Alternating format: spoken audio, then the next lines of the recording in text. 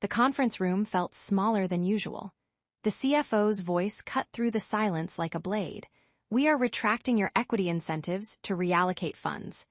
The termination papers slid across the mahogany table. $5 million, gone with a single sentence. My contract, my years of work, my merger bonus, all erased by a man who thought he was untouchable. The room held 3 other executives, witnesses to what they believed would be my humiliation. I read every word of that termination document, every clause, every loophole. Then I filed it in my leather portfolio, refused their insultingly cheap severance offer, and walked out without saying a word. They thought the transaction was closed. They thought they'd won. They had no idea what was coming. Welcome to the payback office, where corporate greed meets calculated justice. Stories like mine don't happen in movies. They happen in boardrooms, behind closed doors, where the powerful believe they're invincible. If you're here because you believe in accountability, you're in the right place.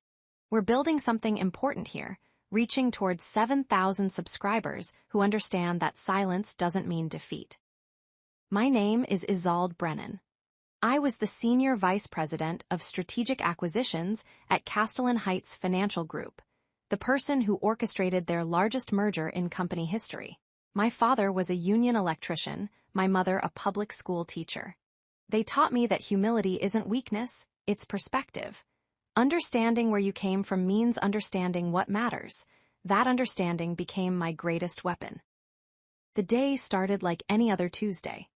I'd arrived at the office at 6:47 a.m., coffee in hand, ready to finalize the last documentation for the Silver Lake merger.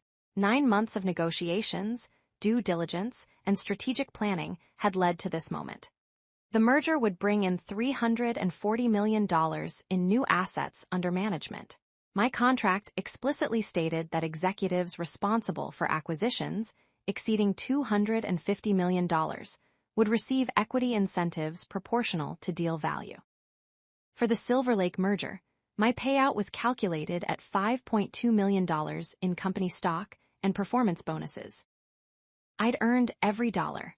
The nights I missed dinner with friends, the weekends buried in financial statements, the relationships that withered because I was always on a conference call with Tokyo or London. This wasn't a gift, it was compensation for value delivered. But corporate America has a special way of rewriting history when money is involved. At 2:30 p.m., my assistant knocked on my door. "Mr. Westbrook wants to see you in conference room 7, immediately." Her voice carried a warning I'd never heard before. Immediately meant something was wrong. Harrison Westbrook had been CFO for 3 years. He arrived from a private equity firm with a reputation for maximizing shareholder value. Corporate speak for cutting costs regardless of human impact. We'd clashed before over budget allocations, but always professionally. I delivered results. He respected numbers. Or so I thought. Conference room 7 was where they conducted terminations. Everyone knew it. The room had no windows, generic art on the walls, and furniture just uncomfortable enough to keep meetings short. When I walked in, Westbrook sat at the head of the table.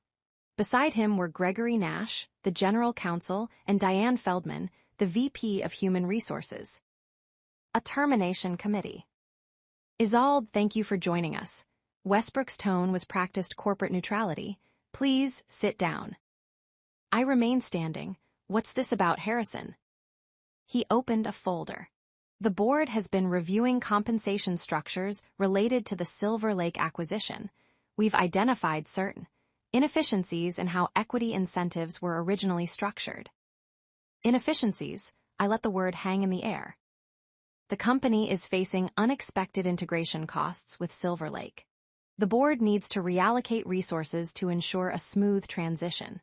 Your equity incentive package, while contractually outlined, represents a significant capital commitment that could be better utilized elsewhere. I looked at Nash. He wouldn't meet my eyes. "You're reneging on my contract. It wasn't a question." "We are restructuring the compensation agreement," Westbrook corrected.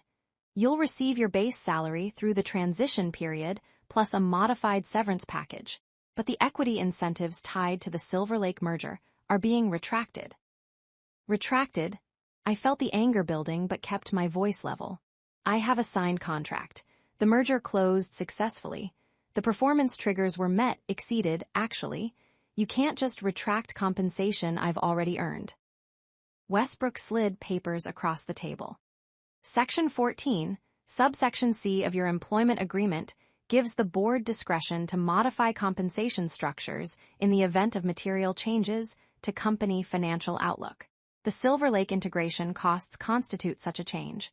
This is entirely legal. I picked up the document. My hands didn't shake. Years of high-stakes negotiations had taught me to control physical tells. I read every word while they waited. Section 14C was a standard clause, the kind buried in 60-page employment contracts that no one expects to be weaponized. It technically gave the board discretion to adjust variable compensation, but the legal threshold was material adverse change, a term with specific meaning in corporate law. Integration costs aren't material adverse changes, I said. They're normal operating expenses. This wouldn't hold up in litigation. Nash finally spoke.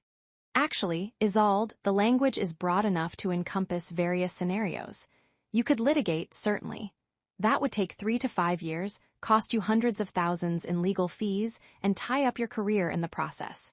Meanwhile, the company has significantly deeper resources for prolonged legal battle. There it was, the real threat. They were betting I couldn't afford to fight, that I'd take whatever settlement they offered because the alternative was financial and professional ruin. Diane Feldman cleared her throat.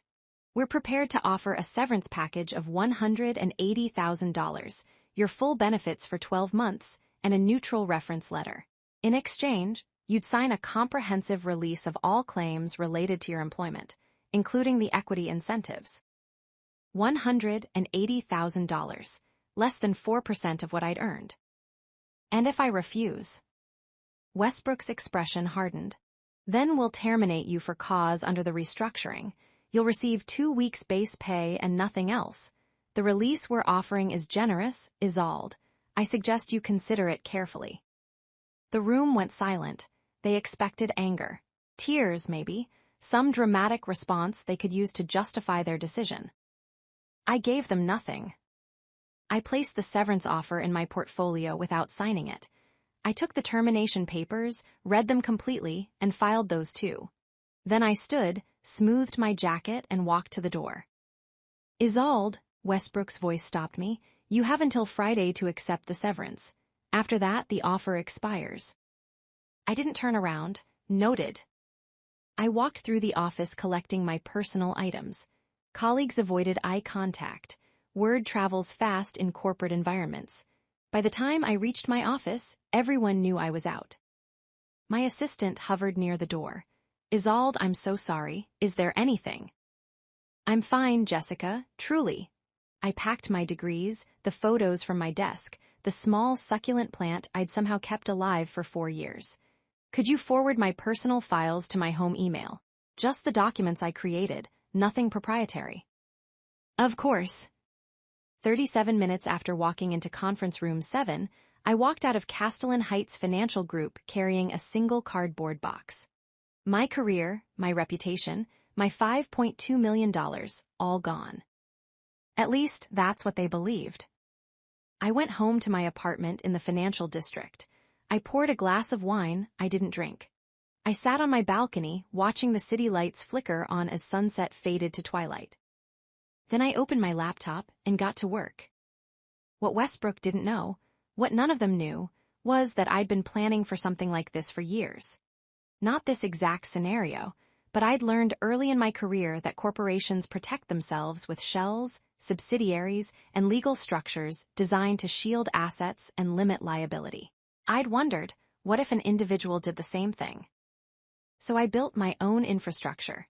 Quietly, methodically. While everyone else spent their bonuses on luxury cars and vacation homes, I'd been building an empire they couldn't see. The foundation started 7 years ago, during my first major deal at Castellan. I'd negotiated a technology acquisition that saved the company $3.4 million. My bonus that year was $47,000. The math didn't escape me. I delivered value worth millions and received a fraction of a percent. That's when I started studying how wealth actually works. Not salaries, not bonuses, ownership, leverage, structure. I started small. I lived below my means, significantly below. While colleagues upgraded to luxury apartments, I kept my modest one-bedroom. While they leased German cars, I drove a 5-year-old sedan. My wardrobe was carefully curated but minimal. I brought lunch from home 4 days a week. People assumed I was frugal. I was investing. Every bonus, every raise, every dollar I could spare went into a strategy I designed after months of research. I consulted with a tax attorney who specialized in corporate structures. I read books on asset protection and offshore trusts. I studied how billionaires shield wealth and create flexibility. I established my first LLC when I was 29. Nothing dramatic, just a Delaware entity called Argent Capital Partners. It cost $500 to register and required minimal annual maintenance. Then I started moving money through it. Small investments at first. A $15,000 position in a distressed debt offering from a struggling retailer. The debt was trading at 60 cents on the dollar. When the retailer restructured instead of liquidating, that debt became worth 94 cents. I cleared $8,500 profit in 7 months. I took that profit and found another opportunity, then another. Over 3 years, I turned $42,000 in seed capital into $186,000.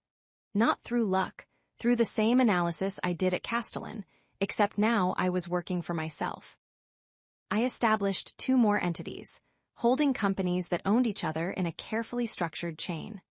Delaware law protects ownership privacy. Unless someone knew exactly what to look for and had legal cause to investigate, the trail was invisible. By the time I orchestrated the Silver Lake merger, Argent Capital Partners had $340,000 in managed assets. Small by institutional standards, but significant for an individual operating in shadows. And I was always looking for the next opportunity. The opportunity that changed everything appeared 8 months before my termination. I was reviewing Castellan's quarterly financial statements, standard practice for someone in my position. I needed to understand our balance sheet to properly structure acquisitions. Buried in the debt footnotes, I found something interesting. Castellan carried $87 million in senior notes held by Portsmouth Financial, a regional bank I vaguely recognized. The debt was issued 4 years ago at 6.2% interest with a 7-year maturity.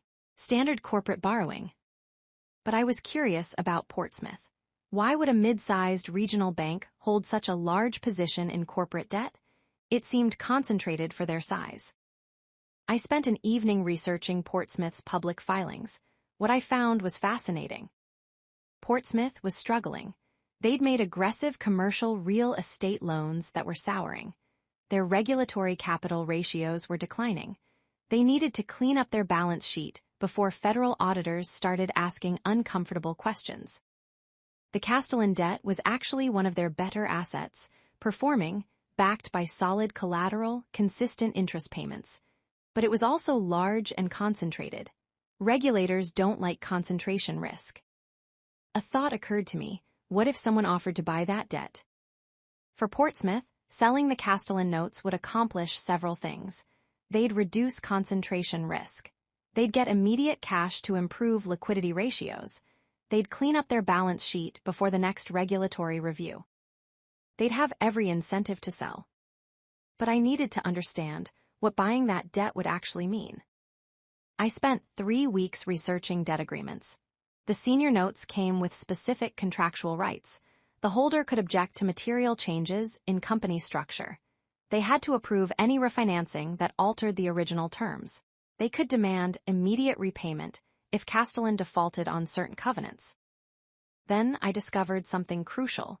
Castellan was planning to refinance that debt within the next year.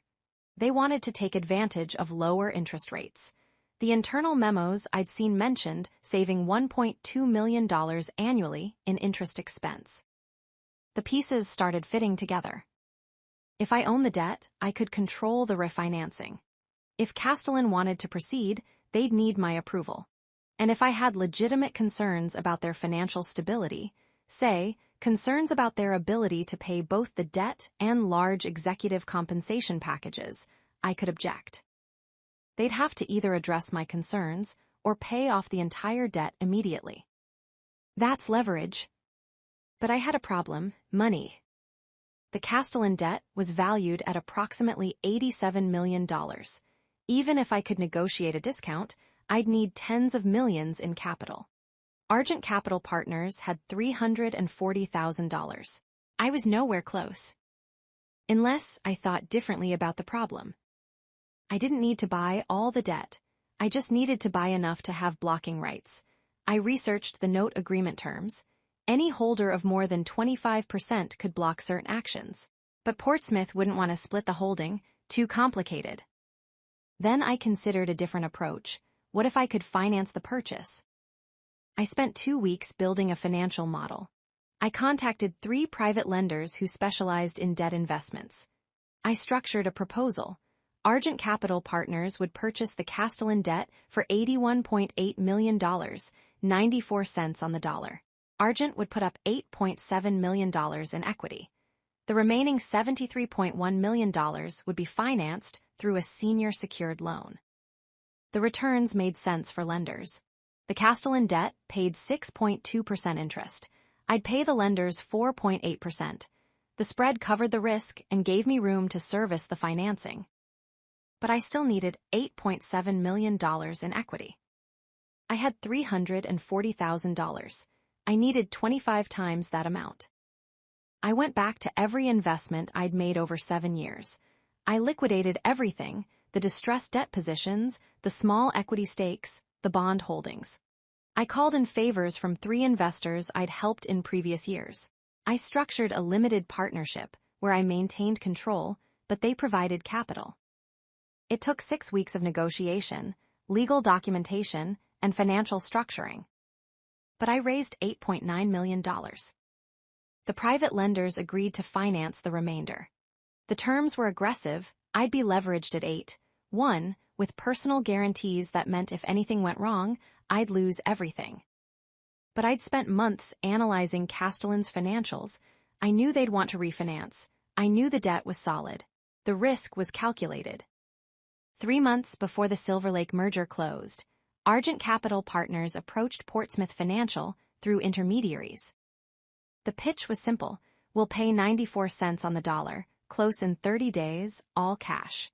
You'll clean up your balance sheet and improve regulatory ratios immediately. Portsmouth's CFO didn't hesitate. They accepted within a week. The transaction closed 23 days later.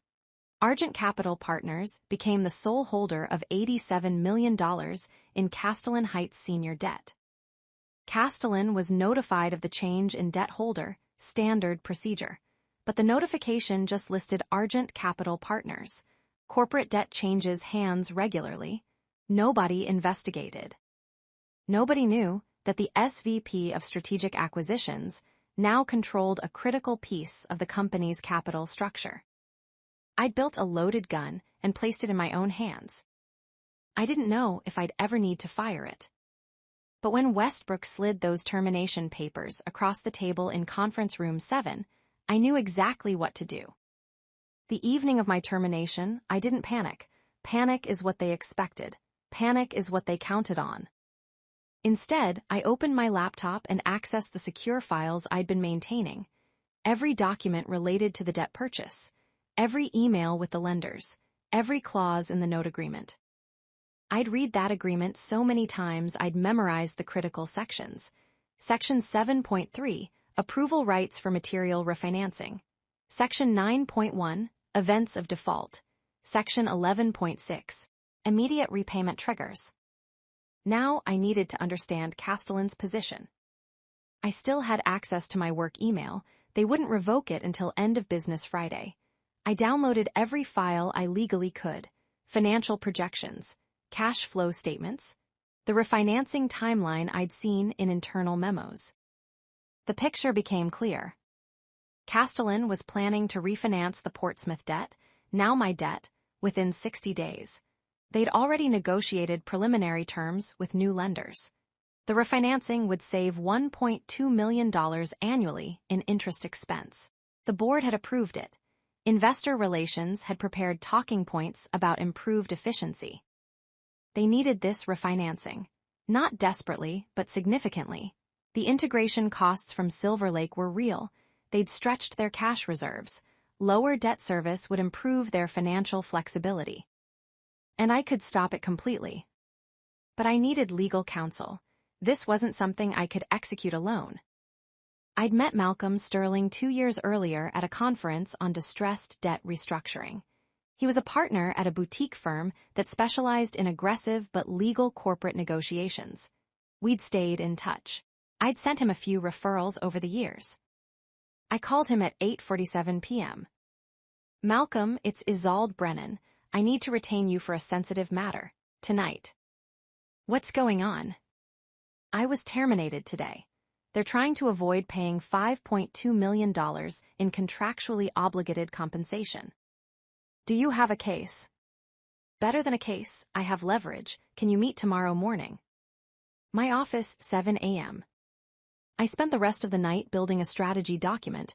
Every fact, every option, every risk. By 3 a.m., I had a 30-page analysis of exactly how to proceed. By 6 a.m., I'd rehearsed every conversation I'd need to have. By 6:55 a.m., I was sitting in Malcolm's conference room with 2 copies of everything. He read through my analysis without speaking. 15 minutes passed, then he looked up. "This is brilliant, aggressive but completely legal. Can we execute it?" "Absolutely, but you need to understand the stakes. If you do this, you're declaring war on a company with significant resources. They'll investigate you. They'll try to find something illegal. They'll make your life difficult." "They already made my life difficult when they stole $5 million I earned." Malcolm smiled slightly. "Then let's make theirs impossible." The strategy was surgical. Step 1, I'd file a formal notice as the debt holder raising concerns about Castellan's financial stability. The concerns would be legitimate, based on the integration costs they'd claimed justified my termination. If they couldn't afford to pay me, could they afford to service debt? Step 2, I'd invoke my contractual right to review and approve the refinancing. The note agreement gave debt holders this right explicitly. Step 3, I'd object to the refinancing terms based on my concerns about company financial management. Step 4, if they wanted to proceed anyway, they'd have to pay off the debt immediately. All $87 million plus accrued interest. Step 5, they'd realize they couldn't pay off that debt without serious financial disruption. They'd want to negotiate. Step 6, my price for approving the refinancing would be exactly $5.2 million. My original equity incentive, paid in full. Malcolm reviewed the plan. "The timing is critical. We need to file the objection early enough that they can't complete the refinancing before dealing with us, but not so early that they have time to find alternative solutions. Their refinancing timeline closes in 53 days. If we file on Monday, they'll have 48 days to either negotiate with us or find $87 million in cash. Which they don't have because of the Silver Lake integration costs." "Exactly, the same costs they used to justify terminating me." The irony was perfect. They'd created their own trap. Friday came. Diane Feldman called 3 times asking if I'd accept the severance. I let the calls go to voicemail. By Friday at 5 p.m., the offer expired. I was officially terminated with 2 weeks base pay. $8,460. They thought they'd saved $5.2 million. They'd actually created an $87 million problem. Monday morning, Malcolm filed the formal notice. It was delivered to Castellan's registered agent at 9:15 a.m. By law, they had to acknowledge receipt and respond to debt holder concerns within 10 business days. The letter was carefully crafted. Argent Capital Partners, as holder of 100% of Castellan Heights Financial Group's senior notes, due 2027, hereby provides formal notice of material concerns regarding the company's financial stability and debt service capacity. Recent company communications indicate significant unexpected integration costs related to the Silver Lake acquisition, costs substantial enough to require reallocation of contractually committed compensation obligations. These developments raise legitimate questions about cash flow management and the company's ability to service existing debt while managing integration expenses. Pursuant to Section 7.3 of the note agreement, Argent Capital Partners is invoking its right to review and approve any proposed refinancing of the senior notes. Given our concerns, we cannot approve refinancing under current circumstances. As outlined in Section 11.2, disapproval of refinancing requires immediate repayment of outstanding principal plus accrued interest. Current payoff amount, $87,340,000, due within 30 days of this notice. We remain open to discussions that adequately address our concerns as senior creditors. I wasn't there when Westbrook opened that letter, but Malcolm had a contact in Castellan's legal department who described the scene. Westbrook went pale. He immediately called an emergency meeting with Nash and the board chair. "Who the hell is Argent Capital Partners?" he demanded. Nobody knew. The name meant nothing to them. Nash's team started investigating. They found the Delaware registration, the legitimate purchase of the debt from Portsmouth, the corporate filings, all proper and legal. But they couldn't find who controlled Argent. The ownership chain ran through 3 intermediate entities, each with privacy protections. Even with subpoena power, which they didn't have, it would take weeks to unravel. By Tuesday afternoon, Malcolm received the first call from Gregory Nash. "We've received your client's notice regarding the senior notes. We'd like to understand the concerns in more detail." My client's concerns are outlined in the letter. Castellan claimed integration costs significant enough to restructure executive compensation. That suggests cash flow pressure. Cash flow pressure affects debt service capacity. The integration costs are manageable. They don't affect our ability to service debt. Then, why did they require retracting $5.2 million in contractually obligated compensation? Silence on the line. "Mr. Sterling, what would it take for your client to approve the refinancing?" My client needs assurance that Castellan's financial management is sound. Recent decisions suggest otherwise. What specific assurances are we discussing? That's a conversation for a face-to-face meeting. Is your board willing to sit down with my client? We don't even know who your client is. My client values privacy, but they're willing to meet under confidential circumstances to discuss a resolution. Nash agreed to bring the proposal to the board. Meanwhile, word was leaking.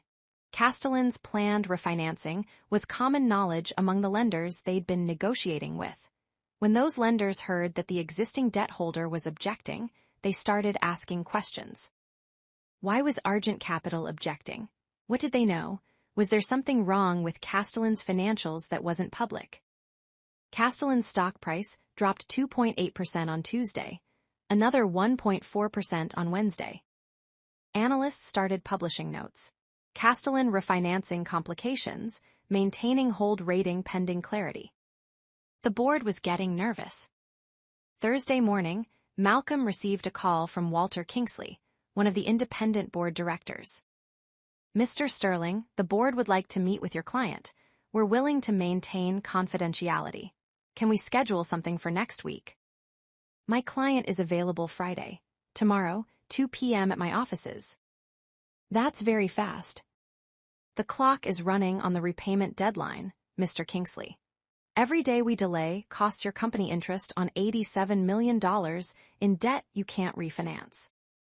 Fine, Friday at 2 p.m. Who should we expect to meet? You'll find out when you arrive. I spent Thursday night preparing. I bought a new suit, charcoal gray, impeccably tailored.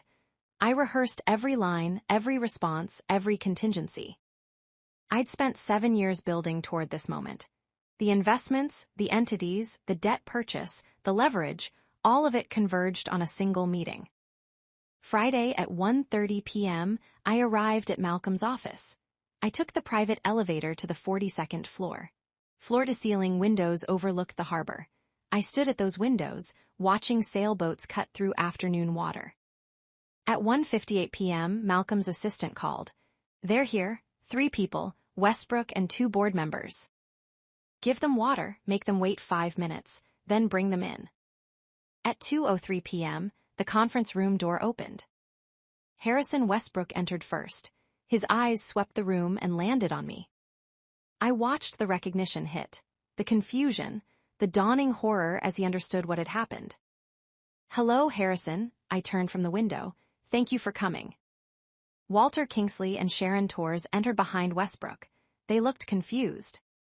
"I'm sorry," Walter said. "We were expecting representatives from Argent Capital Partners."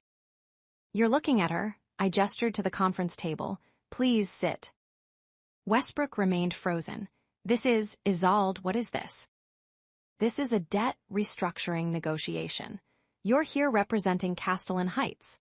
I'm here representing Argent Capital Partners, the entity that owns $87 million of your senior debt."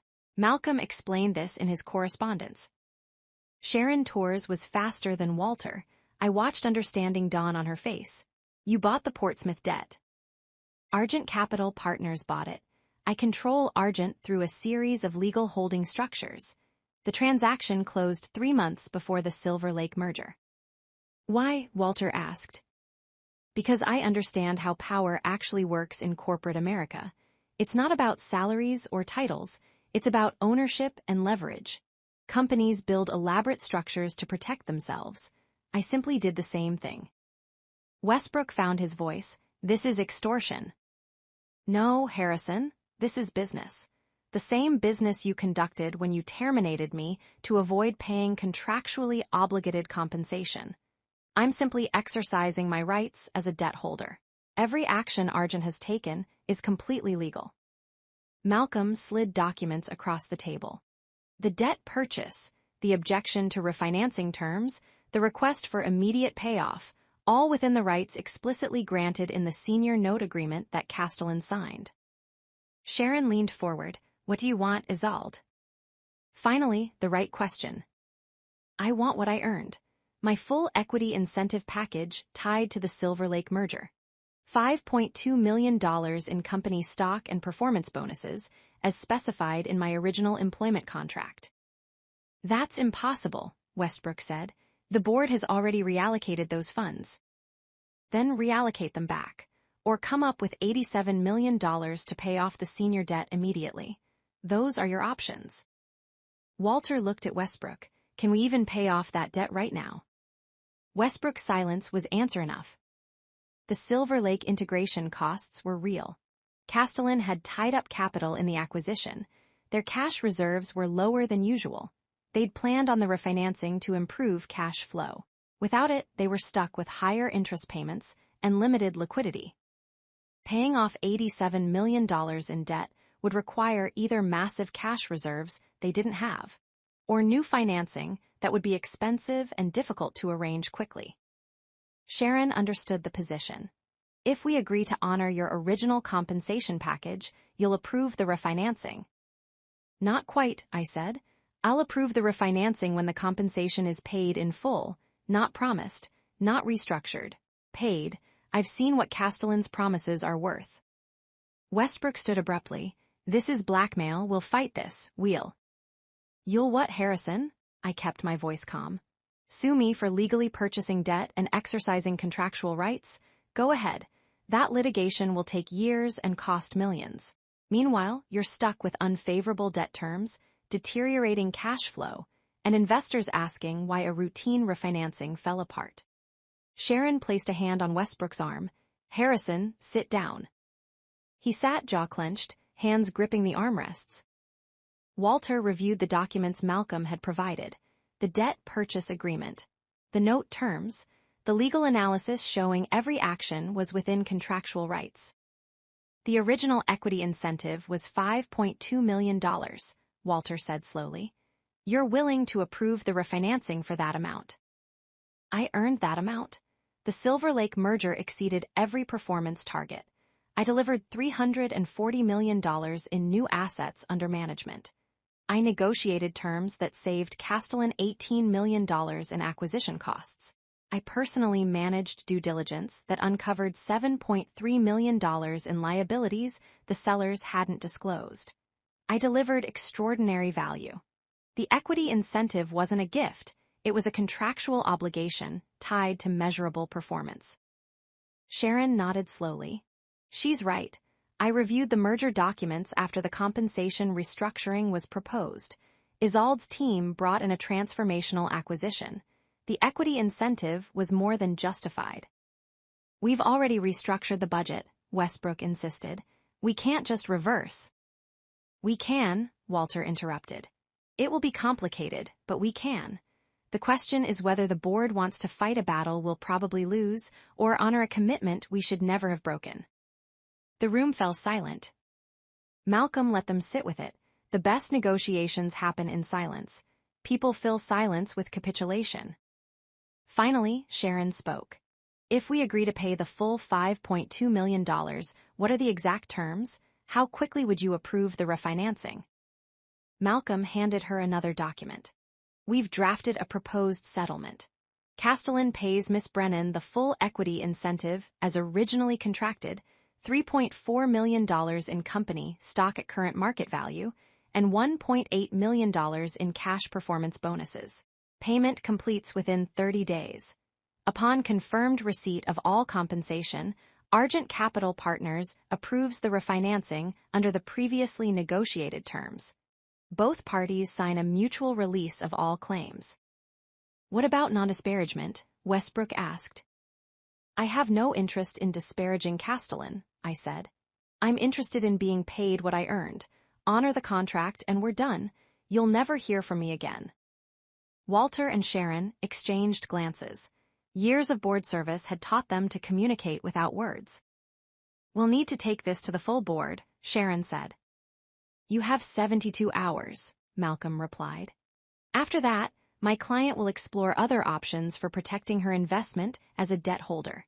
Those options include accelerating the repayment deadline, which would trigger default provisions in several of your other credit facilities. I'd done my homework. Castellan had covenants in their revolving credit facility that were triggered if senior debt went into default. Accelerating repayment would create a cascade of financial complications. Westbrook understood. I could see the calculation in his eyes. Fight and face financial chaos, or pay what they owed and move forward. The meeting ended. Westbrook left without another word. Walter and Sharon stayed behind briefly. For what it's worth, Sharon said quietly, I voted against the compensation restructuring. Harrison convinced the others it was necessary for integration funding. I couldn't get the votes to stop it. I appreciate you saying that. What you did here, buying the debt, building leverage, that takes sophisticated planning. I learned from the best. Years of watching companies protect themselves taught me how to do the same thing. Walter smiled slightly.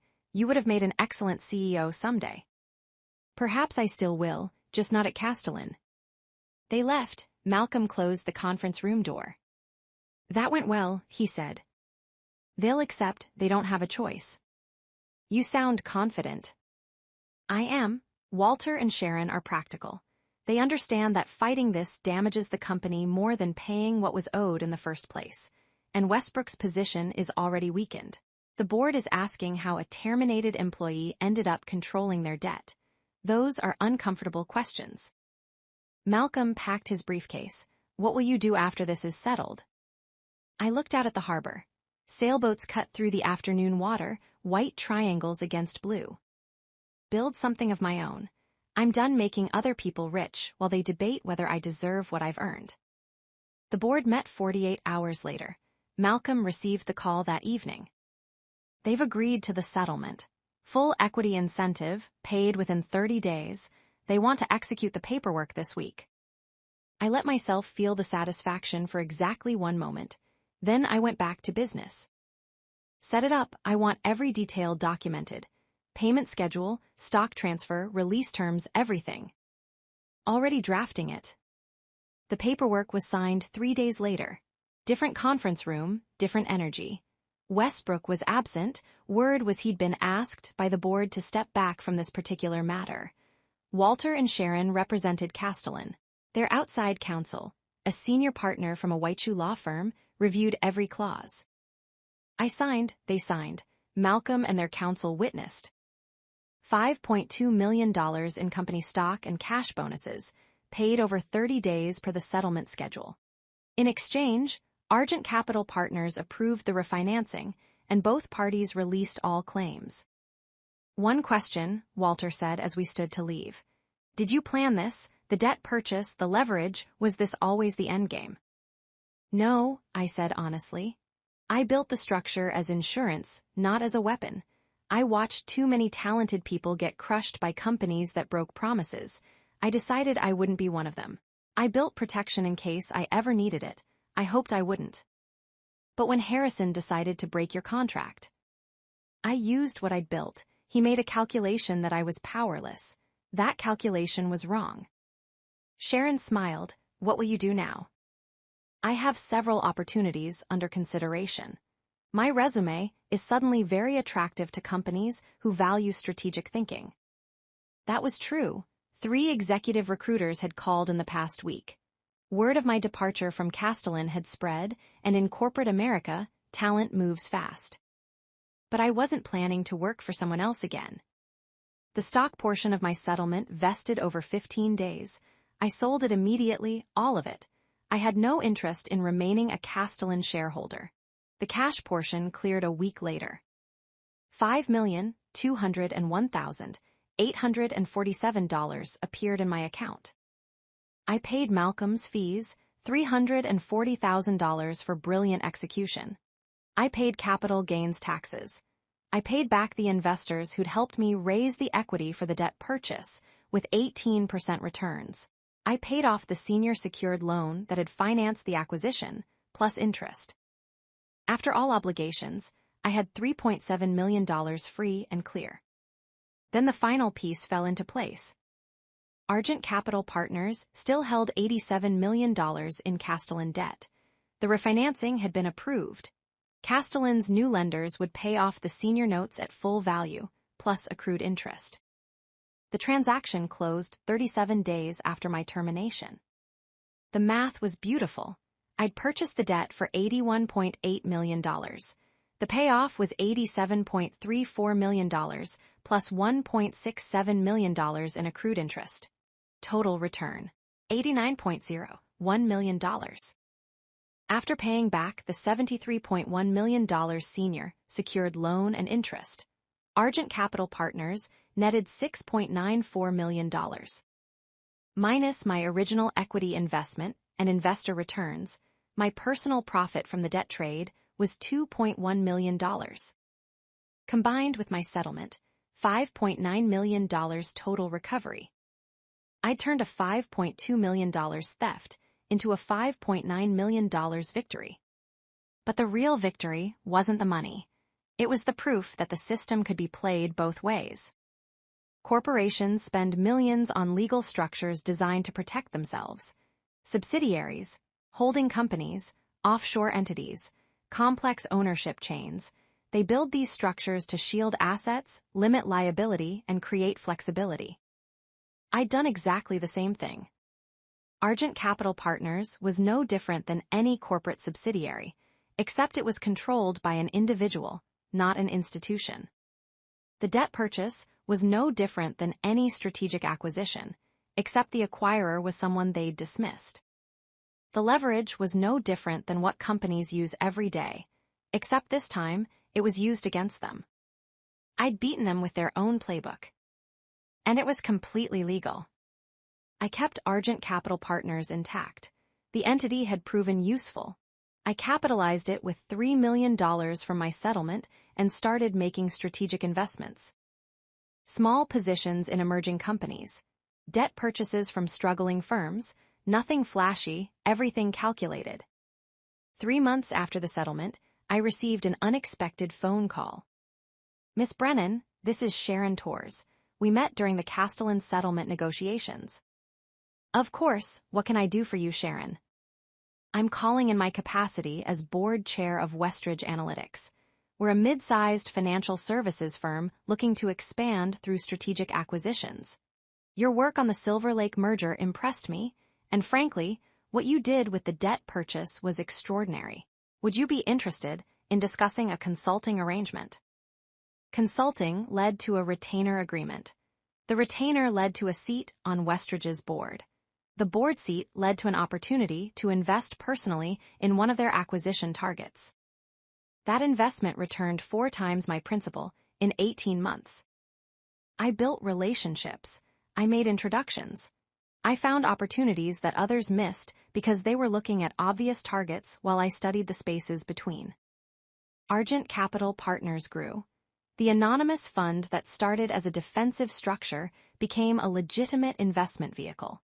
I brought in 2 partners, both women I'd worked with over the years who understood the game and played it with integrity. We specialized in situations others found too complicated: distressed debt, complex restructurings, companies with good fundamentals but poor capital structures.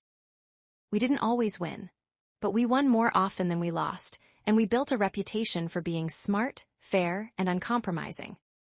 2 years after leaving Castellan, I was sitting in my office, my actual office, in a building where my firm's name was on the door, when I saw a news alert. Harrison Westbrook steps down as CFO of Castellan Heights Financial Group. I clicked the article.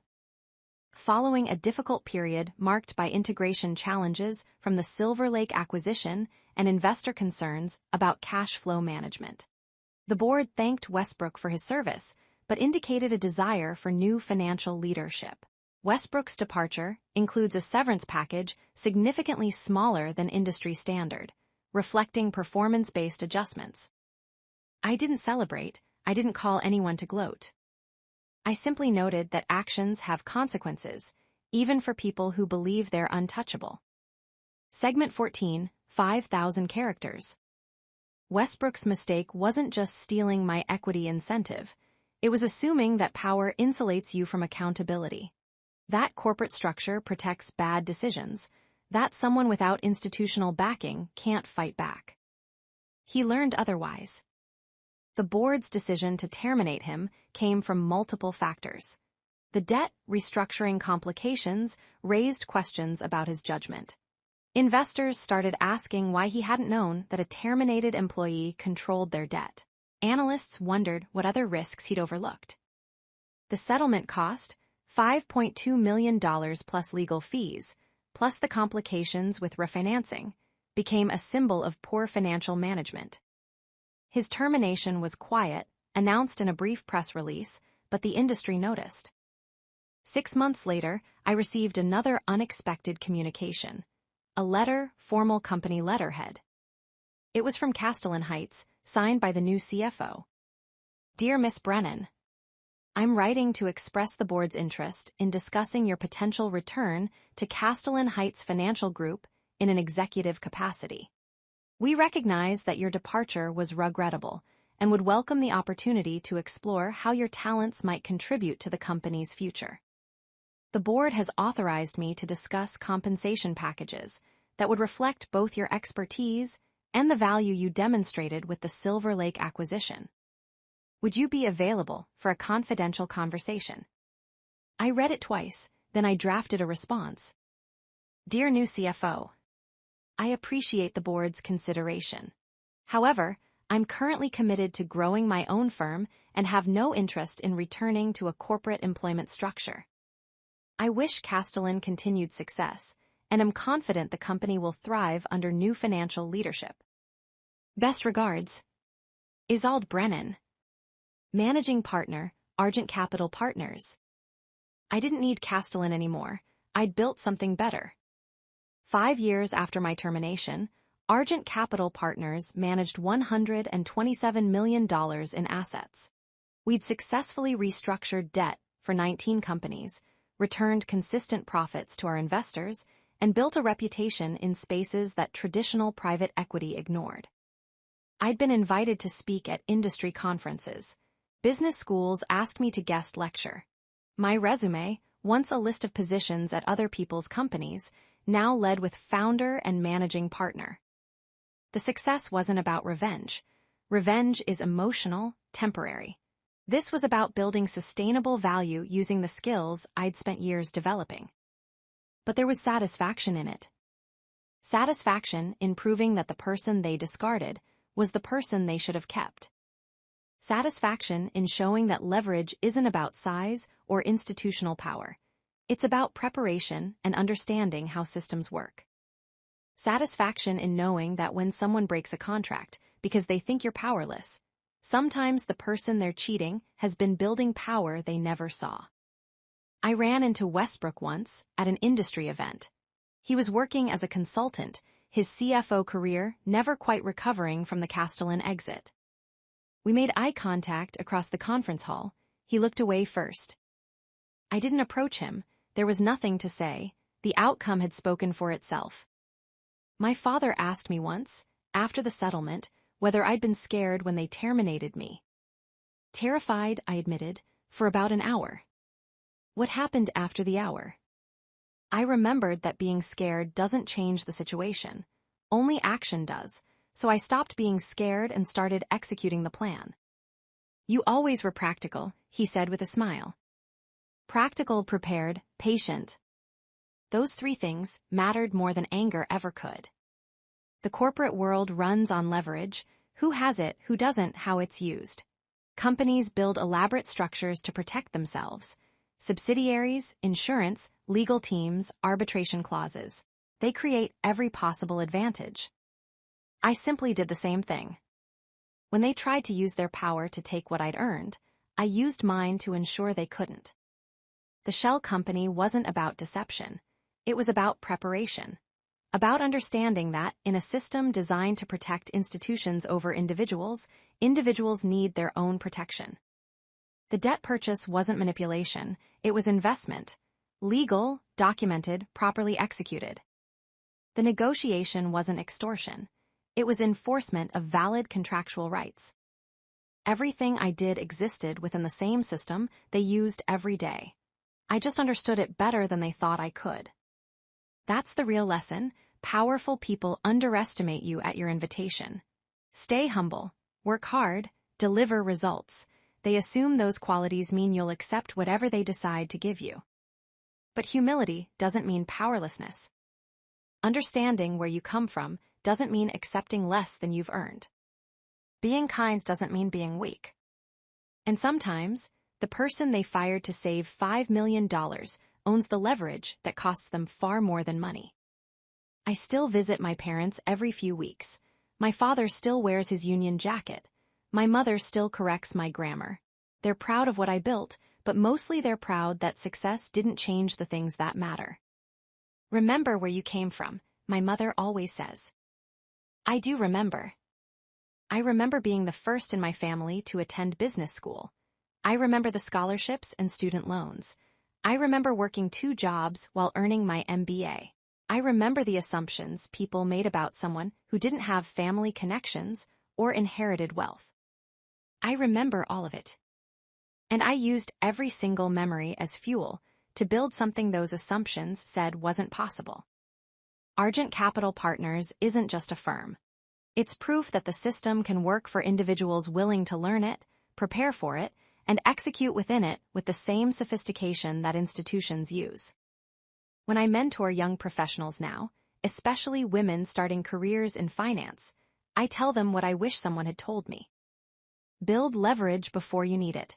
Understand that contracts are only as strong as your ability to enforce them.